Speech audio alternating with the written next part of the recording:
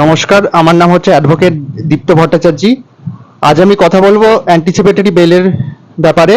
অনেক লোকের মনে হয় যে আমার অ্যাডভোকেট অ্যান্টিসিপেটরি বেলের পিটিশন তৈরি করে কোর্টে ফাইল করে দিয়েছে আর জাজকে বলে দিয়েছে, তার মানে আমি এখন বেঁচে গেলাম, আমাকে এখন পুলিশ এসে আমার অ্যারেস্ট করতে পারবে না। এটা আপনার ভুল ধারণা। কারণ কি, পুলিশের কাছে অনেক আরবিট্রারি পাওয়ার্স আছে। সে যখন তখন যতক্ষণ পর্যন্ত আপনি অ্যারেস্টের থেকে প্রোটেকশনের অর্ডারটা জাজের থেকে পাচ্ছেন না, কোর্টের থেকে পাচ্ছেন না, ততক্ষণ পর্যন্ত পুলিশ আপনাকে অ্যারেস্ট করে নিয়ে যেতে পারে।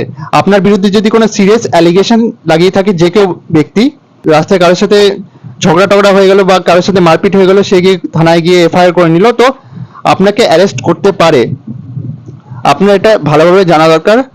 আপনার কি করণীয় উচিত, আপনার আপনার কি করণীয় উচিত যে আপনাকে প্রথমে আপনার যে অ্যাডভোকেট আছে তাকে গিয়ে বলতে হবে যে এই যে আমার যে অ্যারেস্টের থেকে প্রোটেকশনের অর্ডারটা, এটা ইমিডিয়েটলি জাজকে বলে নেক্সট ডেটের মধ্যে বের করতে।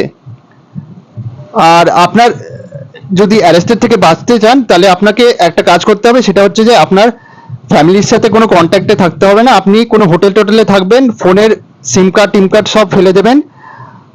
আর বাড়িতে যতক্ষণ পর্যন্ত আপনি অ্যারেস্টেড থেকে প্রোটেকশনের অর্ডারটা না পাচ্ছেন, ততক্ষণ পর্যন্ত বাড়িতে আসবেন না, মা বাবার সাথে কন্ট্যাক্ট করবেন না। এটা শুনতে আপনার বাজে লাগবে যে এরকম পালিয়ে পালিয়ে থাকলে তো জাজ মনে করবে যে আমি সত্যি কোনো ক্রিমিনাল, কিন্তু আপনি ভাবুন, ভেবে দেখুন যে যদি আপনাকে পুলিশ অ্যারেস্ট করে নিয়ে আপনি অনেক মাস অবধি, অনেক দিন অবধি জেলের মধ্যে থাকবে, তারপরে কোর্টের থেকে অ্যারেস্টের প্রোটেকশনের অর্ডারটা আসবে। তো এর থেকে ভালো হচ্ছে, বেস্ট হবে যে আপনি পালিয়ে থাকুন যতক্ষণ পর্যন্ত আপনার কোর্টের থেকে আপনার অ্যাডভোকেট যাদের থেকে অ্যারেস্টের থেকে প্রোটেকশনের অর্ডারটা না নিয়ে আসে। ঠিক আছে? তো আমার এই শর্টটা পছন্দ হলে লাইক, শেয়ার আর সাবস্ক্রাইব করুন।